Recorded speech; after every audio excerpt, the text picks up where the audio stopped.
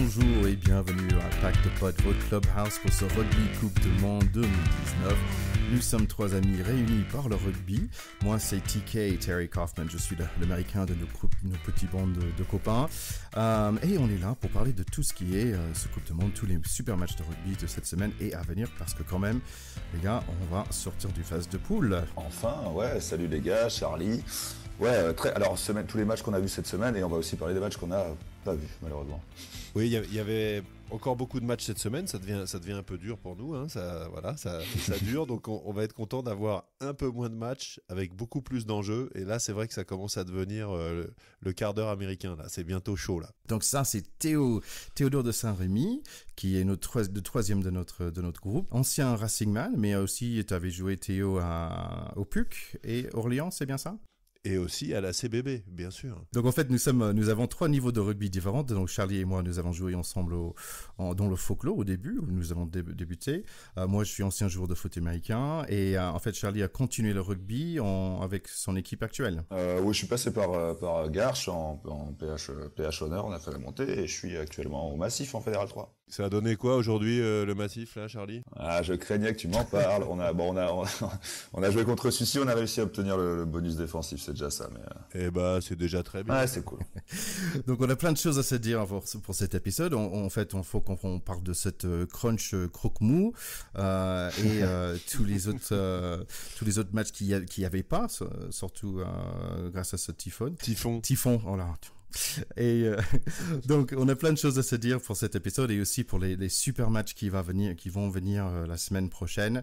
Donc les gars, est-ce que vous êtes prêts ? Comme d'habitude, mon ticket. Ready. On est chaud. On y va. Pack de potes, terrain 10. Donc avant de commencer avec les matchs de cette semaine, Théo, il y avait une autre compétition qui s'est lancée cette semaine, le Rugbeard. Oui, le Rugbeard. Alors pour ceux qui parlent pas trop anglais et américain, c'est bien sûr la Coupe du Monde de rugbarbe. Voilà, donc quelques-uns certainement de vous auditeurs l'avaient déjà vu d'un peu près. Donc on fait ça avec nos copains de Big Moustache qui sont des experts en barbe. Nous, c'est vrai qu'on est juste des amateurs. Eux, c'est vraiment des pros. Et en rugby, par contre, nous, on est bons. Voilà. Donc on s'est dit à nous deux. Voilà, on peut se faire un petit plaisir, se faire un petit cadeau avec 8 candidats qui vont être en lice et qui sont déjà en lice, qui sont en lice jusqu'au 31 octobre pour être élus la plus belle barbe du mondial. Donc pour ça, il faut aller tout simplement sur le site, sur la page Facebook de Big Moustache. Et vous avez 8 candidats, Jake Ball du Pays de Galles, Jayden Hayward qui porte très très bien son nom d'italien, Liam Coltman qui est un All Black néo-zélandais, Rudolf Sneeman dont on a parlé la semaine dernière, Evan Olmstead, Eric Fry, l'américain, le compatriote de notre américain à nous, Semi Radradra, qui est vraiment, moi, qui m'a fait rêver, on va en reparler là contre les Gallois, mais c'est fantastique. Et Blade Thompson, l'écossais, qui est presque autant sélectionné pour le prénom Blade, qui faisait vraiment rêver Thierry, que pour la barbe. Hein, on est d'accord ? Oui, donc, je suis tout à fait d'accord avec toi. Donc tout ce petit monde-là, vous pouvez après voter pour votre barbu préféré. Celui qui aura le plus de votes, il y aura un des votants qui sera sélectionné pour avoir un super cadeau Big Moustache. Donc c'est bien sûr un clin d'œil, mais allez-y. Là, il y a quand même un numéro qui se détache. Je vous laisserai découvrir lequel. Et nous, on a des chouchous. Et moi, personnellement, j'aimerais bien que ce soit un joueur qui joue en France, parce que ça nous permettrait peut-être de faire un petit happening avec lui. Donc essayez de voter pour un joueur qui joue en France. Voilà. J'aimerais bien qu'on avait le temps pour faire vraiment une analyse pertinente de chaque barbe. Mais bon, on n'a pas pour l'instant.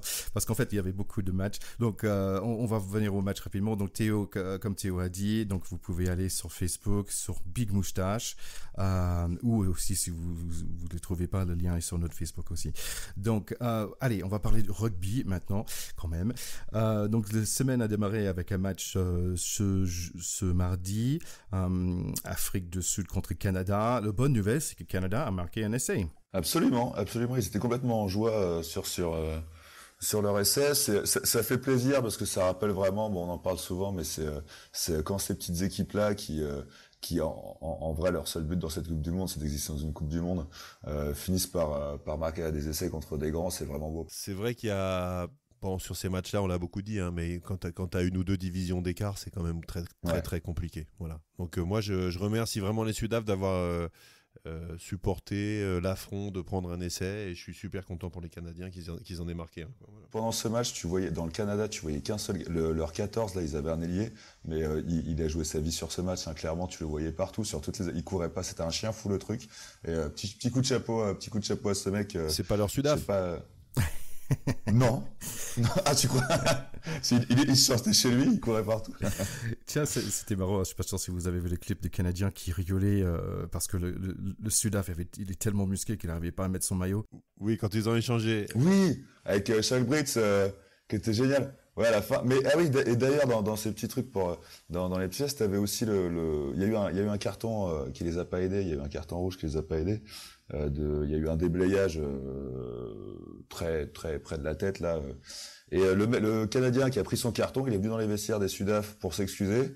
Shaq Brits justement lui a payé une bière. C'est vraiment des belles images quoi. C'est des super images, et c'est vraiment aussi la spécificité de notre sport. Moi, j'ai beaucoup de fierté quand je vois ça, les mecs qui vont qui boivent des canons après ensemble, ou qui s'excusent les uns les autres, qui rigolent à la fin des matchs. C'est comme les Blacks quand ils ont joué contre les Canadiens aussi, ils ont salué le public ensemble de manière, on sent que c'est pas fin quoi, qu'il y a quelque chose d'extrêmement sincère là-dedans.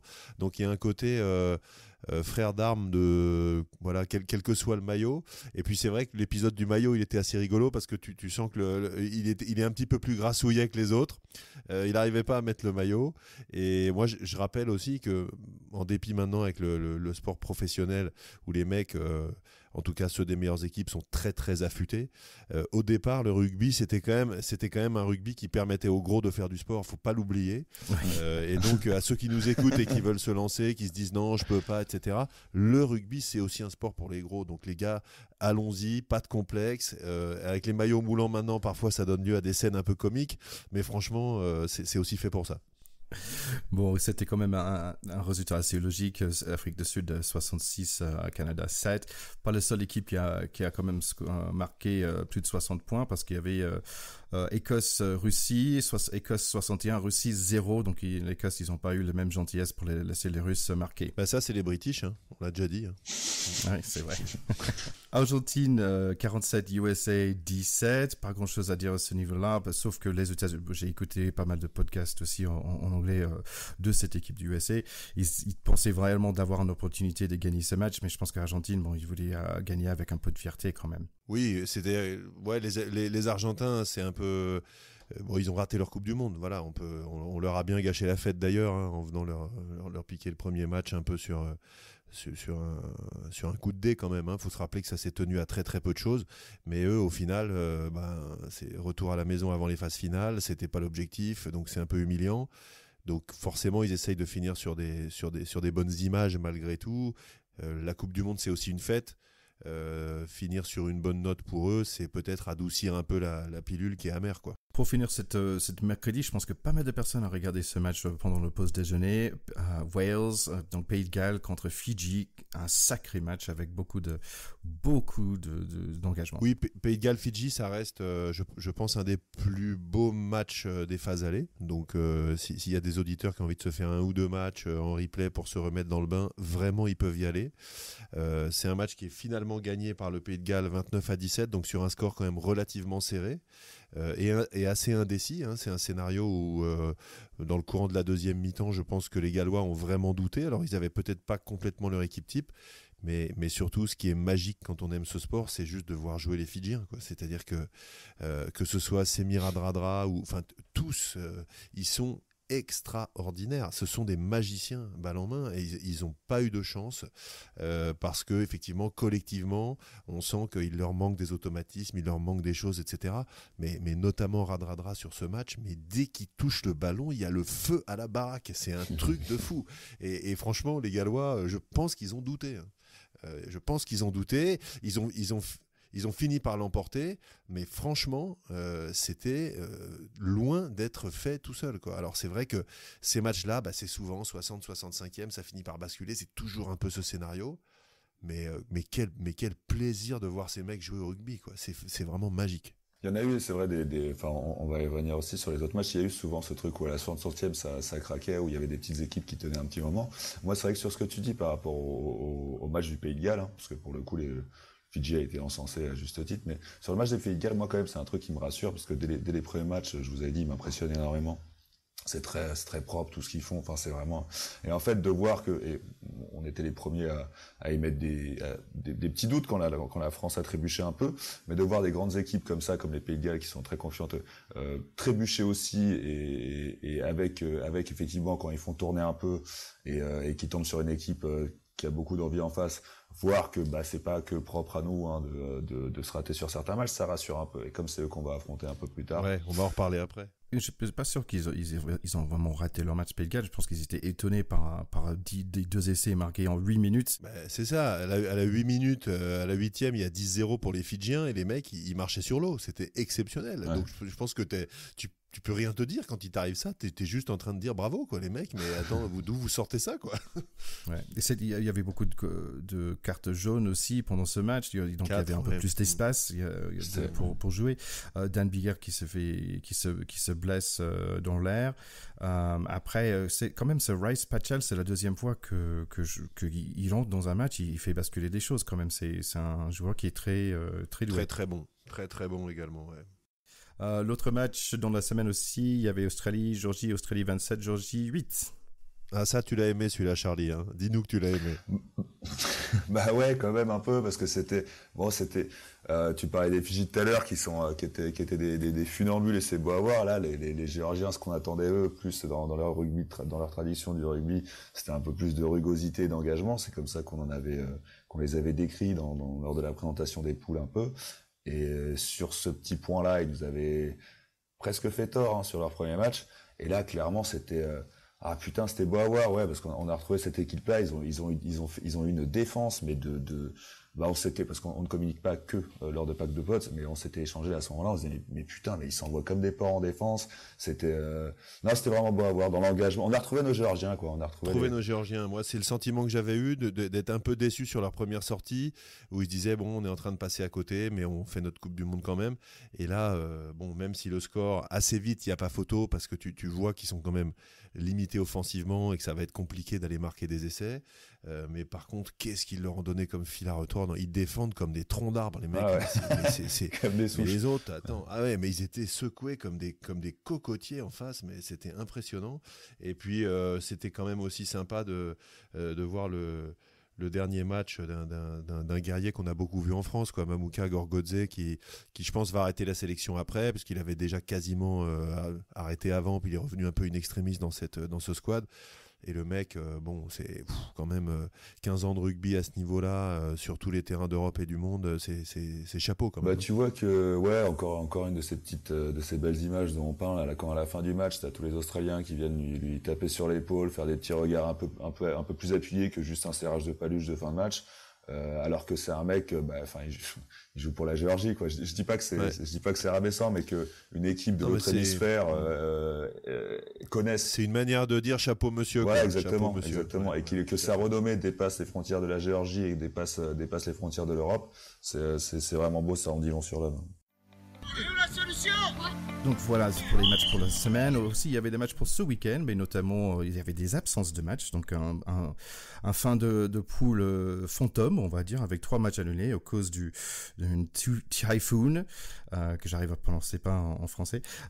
Typhon, voilà. Et le nom est assez marrant parce que je dirais anglais, ou plutôt écossais, avec un nom comme Haggis. Ouais, c'est Agibis. Alors, je sais pas trop comment on dit en japonais, mais oui, ça pourrait être le nom de la panse de brebis farcie et ça marcherait très bien. Un peu, ouais. Donc ça veut dire que le match de Nouvelle-Zélande-Italie a été annulé, donc dommage pour Paris C, qu'on ne pouvait pas voir son dernier match en international. Aussi Namibia-Canada a été annulé, comme le crunch de l'Angleterre contre la France. Ouais, on peut en rigoler en disant que ça nous a permis de pas perdre contre les Anglais. Voilà. Et puis après, on peut être sérieux 2 secondes en disant que on peut être très en colère contre World Rugby. Après, on est obligé de constater qu'un typhon, c'est désastreux. Il y a plus de 20 morts, etc. Donc, franchement, il y a d'abord une pensée pour tous ceux qui sont dans des circonstances catastrophiques aujourd'hui.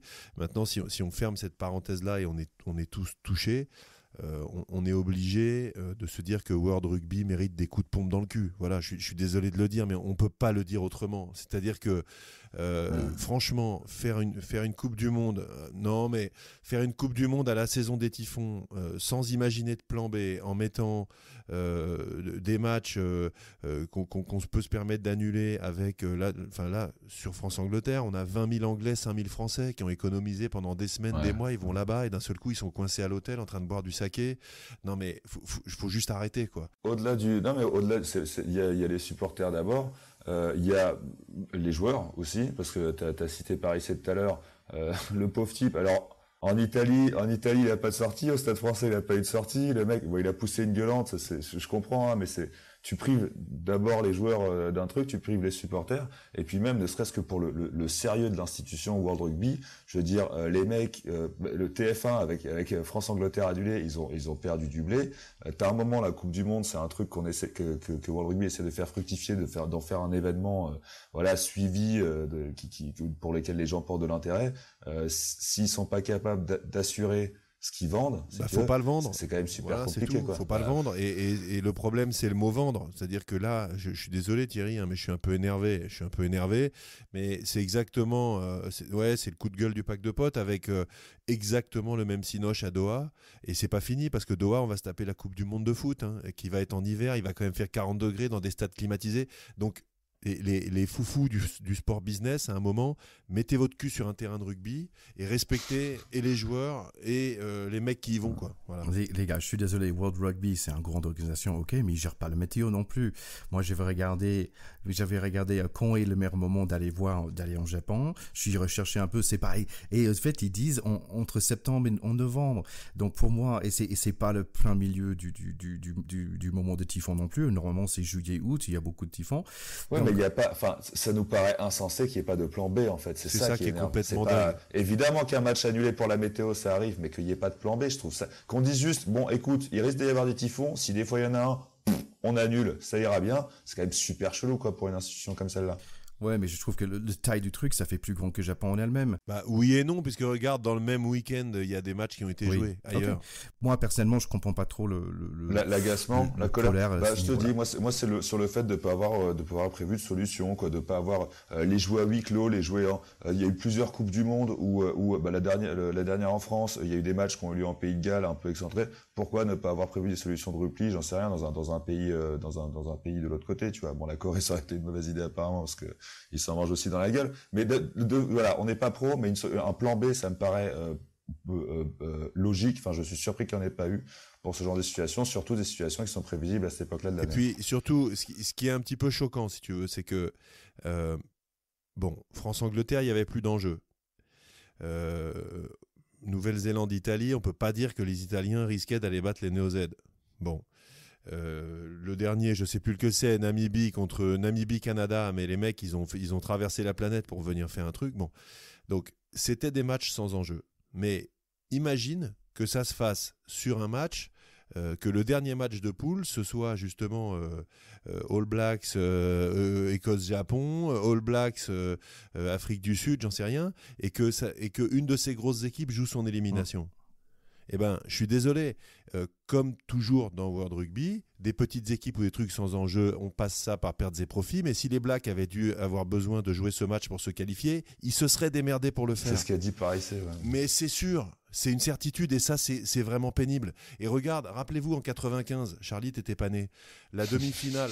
La demi-finale à la Coupe du Monde de 95, rappelle-toi les conditions météo dans lesquelles les Français l'ont joué contre les Sudaf. Ce match, il aurait jamais dû avoir lieu. Eh ben on l'a joué pourquoi ? Parce que c'était les Sudaf et parce que c'était en Afrique du Sud et que les Sud-Africains devaient gagner cette Coupe du Monde. Et quand la Nouvelle-Zélande a été championne du monde en 2011, c'est pareil, il y avait eu le tremblement de terre l'année d'avant, ils devaient gagner. Et c'est encore un peu comme ça. C'est encore un peu comme ça dans le rugby. Et moi, ça m'énerve que les mecs qui décident se disent on n'a qu'à aller là-bas, on verra bien s'il y a des typhons. Tout ça pour développer le marché asiatique du rugby. Et puis au final, le sport passe après. Moi, ça m'énerve. Voilà. Bon. Ouais, dans tous les cas, il y a une chose qui est vraie, Théo a raison, il y avait quand même des matchs ce week-end. Donc, on va parler de la première samedi. Il y avait Irlande-Samoa, Irlande 47, Samoa que 5. Je pense qu'Irlande qui voulait se prouver à eux-mêmes peut-être qu'ils avaient quelque chose dans la vente, qu'ils avaient des capacités et qu'ils avaient envie de marquer des points. Oui, pour moi, c'est un match score respecté, quoi. Après ça, avec Samoa, je me serais attendu un peu plus ils nous ont montré des plus belles choses sur cette Coupe du Monde. Mais oui, clairement, l'Irlande, elle s'est rassurée avant l'écart, quoi, je pense. Bon, l'Irlande, ils ont un gros rendez-vous en quart de finale. Hein. Ça va être un super match à voir aussi. Les Samoa, c'est juste pas la même division. C'est une équipe qui a du mal à confirmer. Hein. C'était une équipe qui avait fait une belle Coupe du Monde 2011, je crois. Ils étaient sortis en quart, me semble-t-il. Ou 2007, je sais plus. En tout cas, je crois qu'ils sont sortis une fois. Quoi qu'il en soit, là, ils sont quand même passés au travers. Bon, il y a quand même Jack Lamb qui a marqué son essai, qui est vraiment un superbe joueur. Johnny Sexton qui a marqué un doublé, qui se met peut-être un peu en confiance. Mais les quarts de finale qui arrivent, pour l'Irlande, c'est la grande lessiveuse qui se prépare quand même. Hein. Là, ça va pas être le Typhoon Najibis, mais je pense qu'ils peuvent manger. Et d'ailleurs, est-ce qu'ils peuvent pas se remanger un typhon sur les phases finales ? On fait quoi s'il y a un typhon le jour de la finale ? Hein ? La question reste posée. Ça va être compliqué. Ouais, ça va être compliqué. Dans d'autres matchs, bon, il y avait un match de les États-Unis, yay, qu'ils ont joué contre Tonga, et ils ont perdu malheureusement, 31-19. C'est un peu dommage parce que il y avait un certain moment, ils menaient ce match, je pense 12-9 ou 12-10. Jusqu'à la mi-temps. Ouais. Jusqu'à la mi-temps.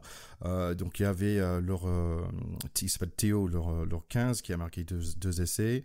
Bon, moi je trouve on peut parler d'Aaron Aglas, lui, il est un peu plus petit, c'est un peu le frigo quand tu habites dans une chambre de bonne, dans un tout petit frigo, mais c'est un peu lui parce que mais c'est un frigo quand même. Ouais, je pense qu'il fait mal quand il te tape. Donc c'est un peu dommage pour cette équipe des États-Unis qui quand même, je trouve que le rugby avance, progresse, ils commencent d'avoir de plus en plus de meilleurs joueurs, des joueurs de qualité internationale. Donc je suis un peu triste pour eux qui sortent sans aucun point, ils ont aucun point de bonus ou quoi que ce soit dans ce Coupe du Monde, c'est que seulement Russie et USA qui n'ont pas de points. Donc Canada, ils ont gagné 2 points à cause de leur match annulé. Donc c'est un peu triste. Je suis un peu triste pour les États-Unis. Je suis juste content pour Poutine et Trump vont pouvoir se consoler en disant qu'ils n'ont pas. Plus sérieusement, je vous signale que sur le Facebook du Pack de Potes, on a un auditeur super sympa qui s'appelle Manuel qui nous a écrit en nous disant mais les gars, vous avez un Américain dans votre équipe, c'est tellement sympa d'avoir un Américain qui parle de rugby. Et est-ce que vous pourriez nous dire est-ce que le foot américain et le rugby, c'est des sports qui se ressemblent ? Est-ce qu'il y a une histoire ? Est-ce que les plaquages, c'est quand même pas un peu pareil ? Parce que lui, il a joué linebacker. Tu vas nous expliquer peut-être, Thierry, ce que c'est. Pour nous, c'est peut-être un petit peu abscon. Au Spartacus de Paris, que je connais pas. Peut-être que tu connais, je sais pas. Et ce qui m'a en plus fait super plaisir, c'est que le gars nous écoute de Guadeloupe. Donc, je vous informe qu'on est écouté aux Caraïbes françaises. Et c'est quand même super sympa. Mais Thierry, est-ce que tu peux nous dire si toi... Tu trouves que le lien entre le foot américain et le rugby qui est un peu évident, la forme du ballon, les plaquages, etc., il se sent. Qu'est-ce que tu peux nous dire là-dessus ? Je dirais par rapport à en tant que joueur. Donc déjà merci à notre ami pour la question. En tant qu'ancien joueur de foot américain et de rugby, je dirais que oui, les ressemblances sont assez évidentes. Donc on parlait rapidement de linebacker. Bon, des positions et des positions sont différentes et aussi le nombre de personnes sur l'équipe sont différents aussi. En foot américain, quand même, on a 11 joueurs sur le terrain, mais en fait on a 2 équipes. Donc une équipe d'attaque qui joue que l'attaque, une équipe de défense qui joue que défense. En même temps, si on est en train de jouer en France en division 3, ça veut dire que normalement on arrive avec 17 ou 18 personnes et donc parfois on fait double plateau, donc ça veut dire qu'on joue à la fois attaque et défense dans les 2 équipes.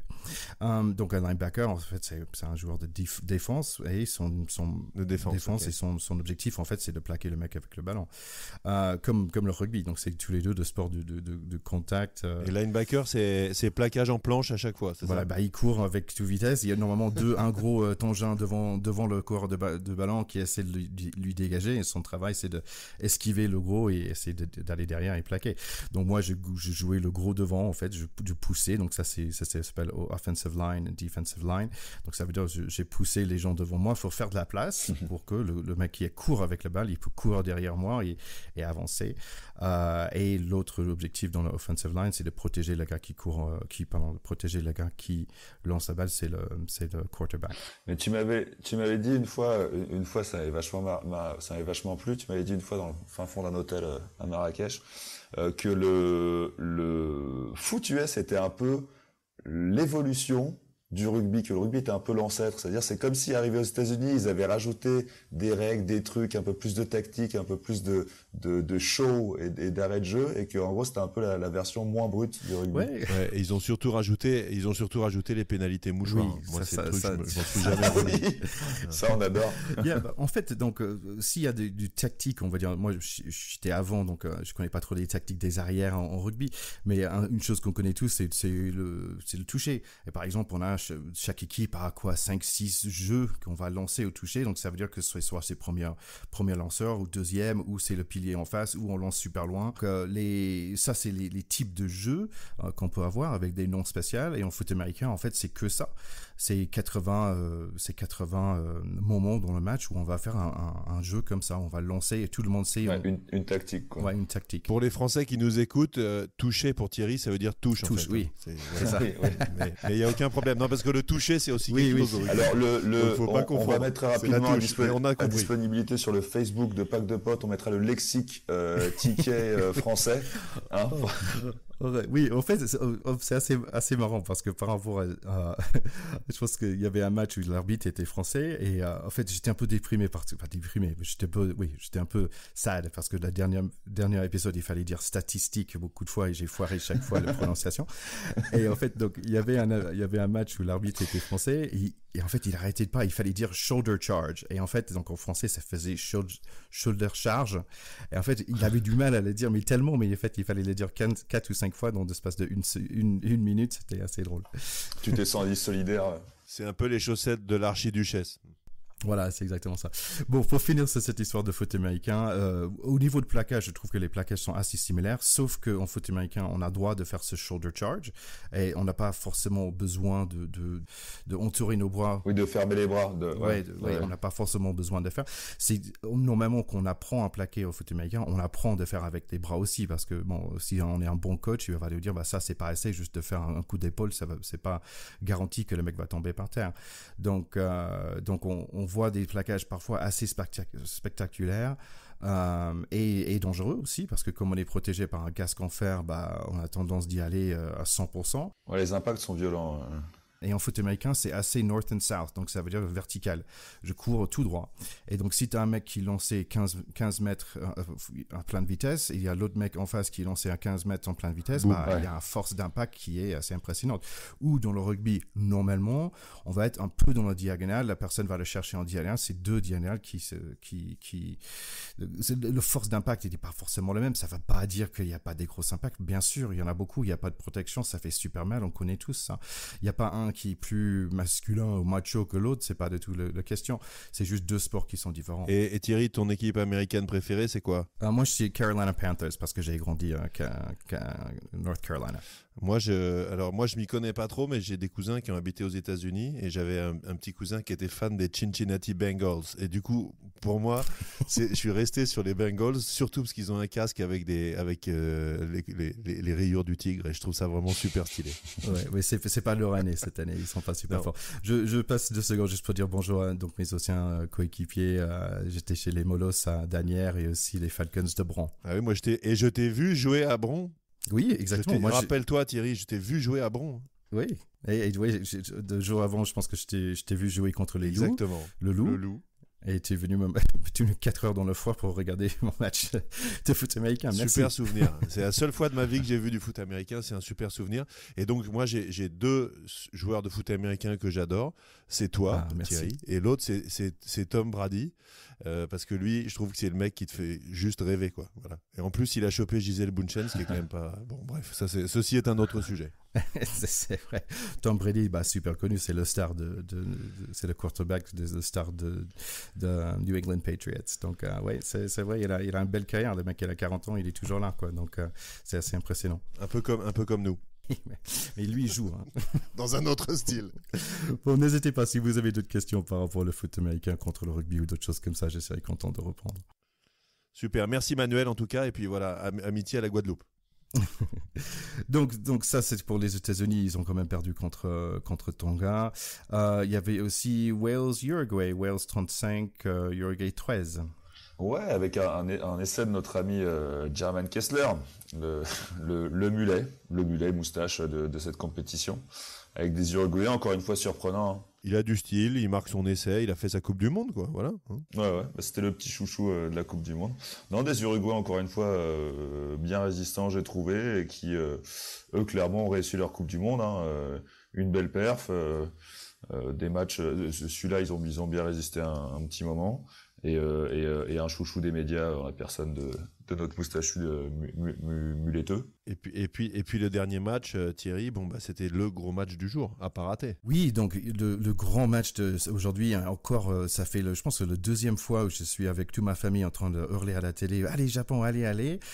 Donc Japon qui a battu l'Écosse 28-21. C'était quand même un super début de match pour le Japon, 21-7, avec 3 essais vraiment remarquables. En fait, la première pour moi c'était un essai des arrières, vraiment une très belle percée par Kenki Fukuoka, ouais. C'est lui qui fait une petite accélération là sur le côté et qui la passe à l'autre ailier. Matsushima, le 14, il va à 3000 à l'heure. Il est superbe aussi parce qu'il a quand même marqué beaucoup d'essais ce Coupe du Monde. Le deuxième essai, un essai d'avant qui était juste fantastique aussi à voir avec presque 20 mètres plein centre du terrain, couru avec 4 passes, 4 offloads fantastiques par des avants. Ouais, exactement. Ouais, dont le premier de notre petit talonneur là, chouchou aussi. Le Kenki qui remarquait encore avec un ballon arraché. Après, il y a un point de vitesse super impressionnant parce que là, personne pouvait l'attraper. Ouais. Donc vraiment, cette équipe de Japon, vraiment juste tellement agréable à voir parce que aussi je reviens toujours, c'est comme tu avais dit, je pense Théo, c'est leur Coupe du Monde et ça se voit par le force, on va dire de force d'esprit de cette équipe. Quand il y avait un moment où il y avait le numéro 3 qu'il fallait partir parce qu'il avait sur blessure, tu voyais que tout le monde sur la tristesse de ce gars, que tout le monde est sorti le faire un câlin en sortant, le pauvre gars qu'il fallait quitter le terrain, mais vraiment juste magnifique. Par contre, personne n'a dit à l'Écosse ça, donc ils ont vraiment resté dans le match, ils ont marqué 2 essais dans la deuxième période, et donc le score quand même il était assez proche parce qu'ils avaient des opportunités de marquer dans les 5 dernières minutes. Donc vraiment un match super serré jusqu'aux dernières minutes. Bravo au Japon et désolé pour l'Écosse quand même parce que c'est une équipe qu'on a bien aimée. Ouais, désolé. Alors moi j'ai une petite fierté parce que pendant qu'on a fait vraiment les préparations des poules il y a quelques semaines, on va encore se la raconter, j'avais dit attention, le Japon c'est une équipe à surprise, c'est chez eux, ils peuvent faire un truc et c'est pas sûr et certain que ce soit Irlande-Écosse qui sortent de cette poule, ça reste ouvert. Et si mes souvenirs sont exacts, je t'avais dit tu as entièrement raison Théo, je pense comme toi. C'est possible qu'on pensait la même chose. Et ce qui est vrai, là où je trouve ça doublement mérité, c'est que les Japonais sur ce match-là, ils dominent les Écossais complètement à la régulière en faisant un match de rugby plein avec des essais d'ailier, des essais au milieu du terrain, du jeu d'avant, du jeu de 3/4, une qualité technique extraordinaire. Ils font quasiment pas tomber de ballon, tout axé sur la vitesse et en plus avec un scénario où les mecs reviennent un peu à la fin, un peu de suspense. Tu finis la qualif dans ton pays, devant ton public pour jouer un quart de finale contre l'Afrique du Sud, qui est l'équipe que tu as battue il y a 4 ans. Ouais. Enfin, c'est juste le scénario de rêve. C'est le scénario de rêve. Donc moi, je suis hyper content pour eux. Et franchement, chapeau bas. Ouais, scénario de rêve. Après, c'était aussi un match intéressant parce que c'était un des rares, si ce n'est de mémoire, ou en tout cas dernier match de poule qui avait autant d'enjeux, quoi. Où vraiment les deux pouvaient faire quelque chose. Donc forcément, c'était électrique. Moi, je trouve que ça s'est senti au début dans les rugs. Vraiment, c'était assez solide. Je pense que tu sentais bien l'engagement des deux côtés. Mais encore une fois, je l'avais dit la semaine dernière. Moi, ce que je trouve fascinant dans cette équipe, clairement, il y a des personnalités qui sortent. Hein, leurs 2 ailiers là qu'on vient de citer, ils sont assez hors du commun. Leur petit talonneur qu'on a cité aussi. Mais je trouve que ce qui est beau dans cette équipe, c'est le collectif, quoi. C'est incroyable. Parce que comme tu disais tout à l'heure, Ticket sur le 3e ou 2e essai. En première mi-temps là, où il y a 4 passes avec 3 offloads où à chaque fois les mecs vont péter, mais ils veulent, enfin, ils vont pas aller chercher l'essai. Ils se chient d'abord pour après faire leur passe propre aux copains qui continuent à avancer, qui continuent à avancer. Il y a une vraie volonté de collectif chez eux et je trouve ça vraiment. Et je trouve qu'ils donnent un peu une leçon pas de simplicité du rugby parce que ce serait trop facile de dire ça, mais c'est vrai que quand tu les vois jouer, tu te dis bah putain en fait si tu joues collectif, si tout le monde a des repères communs et a des schémas de jeu communs, en fait ça putain c'est beau à voir quoi. Juste le ballon fait des allers-retours entre les lignes. Et c'est j'ai bien aimé. Je voulais juste dire un petit mot pardon parce que tout à l'heure on a un peu gueulé contre l'organisation du truc par rapport au typhon et tout. Ils se sont donné je crois 24 heures avant ce match-là, le stade était encore inondé. Ils se sont donné un mal de fou. Il y a eu les Japonais. On a lu dans la presse que ça les faisait vraiment. Ça leur coûtait énormément de savoir qu'ils gâchaient la fête, on leur reprochait de gâcher la fête de certains supporters. Ils se sont donné un mal de chien pour que ce match ait lieu. Ils étaient vexés que les Écossais râlent sous prétexte que ils voulaient pas perdre sur tapis vert et eux ne voulaient pas gagner sur tapis vert non plus. Ils ont beaucoup de fierté. Je trouve ça très fort d'avoir quand même réussi à faire ce match. Voilà, c'était ma petite parenthèse et je voulais Et je rappelle juste aussi pour finir que les Japonais ont un Sudaf qui s'appelle Peter Labouchagne. Et voilà. Et la boucle est bouclée. Moi, je pense que pour moi, l'image de ce match, c'est qu'il y avait un moment où le numéro 2 écossais essaie de plaquer le numéro 8 japonais. Il se retrouve par terre tout de suite après. Il regarde l'arbitre en train de dire hey, qu'est-ce qui se passe parce qu'il trouve qu'il a pris un truc, une main dans la gorge. En fait, c'est ça en fait, ce match parce que l'Écosse, ils étaient juste étonnés, qu'ils disent bah non, on n'a pas le droit de nous frapper comme ça, on n'a pas le droit de. Qu'est-ce que vous faites là ? Non, arrête. Là, vous allez vous calmer. Oui, exactement. Donc, mais malheureusement pour eux, ils rentrent. C'est dommage parce que j'aime bien leur coach, j'aime bien Laidlaw et Russell. Je trouve que oui, c'est dommage que Watson n'était plus dans l'équipe à cause de son blessure. Mais bon. L'absence d'Amish Watson qu'on avait vu pendant les matchs de préparation leur coûte cher sur ce match, c'est clair. C'est un joueur qui leur a manqué sur la fin de la Coupe du Monde. Ouais. Et en plus, ils ont franchement le meilleur maillot. Ouais, pour le point fashion, j'avoue qu'il est pas mal. Ouais. Les matchs pour ce phase de poule sont finis. Donc, nous avons des grands matchs qui vont venir pour la semaine prochaine, les playoffs. Ouais, là, on a des quarts de finale de rêve. Hein, donc, samedi à 9h15, Angleterre-Australie. Donc là, ça va envoyer du petit bois. Et à 12h15, Nouvelle-Zélande-Irlande. Donc là, on est obligé d'être devant sa télé. Hein. Oui, donc si on parlait rapidement de Angleterre-Australie, quand même deux grosses équipes. Angleterre, je trouve très très fort en ce moment. Quand leurs arrières commencent à vraiment fonctionner, ça roule comme à lettre à la poste, c'est vraiment impressionnant, quoi. Donc moi, je pense qu'Angleterre, ils ont toutes leurs chances pour battre Australie, qu'ils ont quand même un numéro 6, un numéro 7 qui sont super bons. Donc je pense que ça va être quelque chose à voir, ce match-là. Moi aussi, je pense que ça va être un très beau match en effet. Je mettrai aussi mon petit billet sur l'Angleterre, hein, parce qu'ils m'ont vraiment plus impressionné sur ces matchs de poule que l'Australie. Dès qu'ils déroulaient, c'était assez chirurgical. Hein.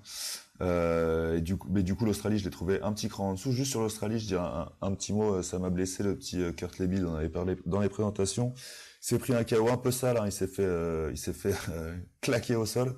J'espère qu'on le verra lors de Scar, parce que c'est toujours un joueur très agréable à jouer. Même mon pronostic, et Dieu sait s'ils ont souvent été des échecs, mon pronostic va pour l'Angleterre sur ce match. Oui, moi aussi. Malgré tout, c'est un match ouvert. Hein. De toute façon, tous les quarts de finale vont être ouverts. On ne peut pas être ferme. L'Australie a quand même des arguments à faire valoir. Et ils ont pour eux de ne pas être favoris, parce que je pense que les bookmakers là, vont être pour l'Angleterre, mais d'une manière énorme. Donc, attention quand même. Bon, Nouvelle-Zélande, Irlande. Nouvelle-Zélande qui sont juste avec un rugby sublime en ce moment. Irlande qui se trouve après d'être peut-être un peu perdu au début de ce Coupe de Monde, je trouve. Moi, je trouve que l'Irlande, elle était un peu décevante hein, sur ces phases de poule, sans leur porter tort, parce que être décevant quand tu arrives en étant la première nation au classement, ça fait pas de toi une mauvaise équipe, hein, mais décevant parce qu'on attendait un petit peu mieux. La Nouvelle-Zélande, qu'est-ce que tu veux dire à part qu'ils sont bons ces mecs, quoi. Il y a pas grand chose à dire. Non, moi je pense vraiment que les Blacks peuvent pas perdre ce match. Je serais hyper étonné. Et c'est peut-être la seule planche de salut des Irlandais, c'est que personne ne les voit gagner. Et ça reste des Irish, donc Voilà. Donc dimanche, pour le deuxième match, nous avons Japon-Afrique du Sud. Japon, on est très content pour eux. Ils ont pas marché sur cette, ils ont surpris tout le monde pendant ces matchs de poule. Bon, soyons honnêtes, on serait tous très surpris qu'ils passent l'écart. Hein. Oui, je pense que physiquement surtout, ça va quand même être très très compliqué. Puis ils ont surpris les Springboks en 2015. Là, les Boks, je pense que il y a un petit sujet. Ils doivent se réjouir d'avoir une belle occasion de laver l'affront, quoi. Et malheureusement, les Japonais vont le subir un peu. C'est exactement ça. Mais ils auront quoi qu'il en soit fait une Coupe du Monde extraordinaire, voilà. Donc. Et puis de toute façon, la dernière fois que j'ai annoncé que les Japon allaient se faire marcher sur la gueule, ça leur a réussi. Et bien sûr, notre match à nous, donc dimanche à 9h15, ça va être Pays de Galles contre la France. Et ouais, enfin, alors tout à l'heure quand on a parlé des typhons, on n'a pas parlé du fait que de ces 2 semaines sans match pour la France. Est-ce que c'est un bien, est-ce que c'est un plus, parce qu'on aura plus de temps de repos que les Gallois. Ça nous fait une excuse en moins déjà en cas de défaite éventuelle. Mais moi je pense pas que ce soit très. Je pense que ça va nous coûter un peu d'avoir coupé par rapport aux autres équipes qui enchaînent un peu. Sinon, sans parler de ce typhon, plus globalement, évidemment, mon cœur va derrière les Français. J'ai beaucoup d'espoir parce que je suis un optimiste et tout. Sur le papier, je pense que pour les bookmakers, ils vont plus voir les Gallois, mais moi, je les ai vus un peu. Là, ils ont un peu trébuché aussi dans les derniers matchs de poule. Donc, je me dis, sur un malentendu, ça peut passer. On peut conclure. C'est ça, c'est un match très ouvert. Faut se rappeler quand même qu'au dernier tournoi Destination, on menait 16-0 à la mi-temps et qu'on a perdu à la fin. Donc ça veut dire 2 choses. Ça veut dire que les Gallois n'ont pas peur de nous, y compris quand on mène. Mais ça veut quand même dire qu'on peut leur mettre 16-0 en 40 minutes. Ce qui ne peut pas arriver face aux Blacks, par exemple. Donc, et aux Anglais, un peu moins quand même que face aux Gallois. Donc moi, je pense que c'est un tirage hyper favorable. On est dans la bonne partie de tableau en plus, parce que derrière, si jamais on bat les Gallois, on a a priori les Springboks qui sont énormes, mais qu'on bat quand même plus facilement que les Blacks. Voilà. Et donc ça peut, sur un malentendu, si on fait 2 bons matchs, on peut arriver en finale. Mais je pense que ce qui est surtout à voir sur ces phases finales qui approchent, moi, le match que je rêverais de voir pour le rugby tout simplement, c'est une demi-finale All Blacks Angleterre. C'est celle-là que je veux voir. Moi, c'est ce match-là que je veux voir.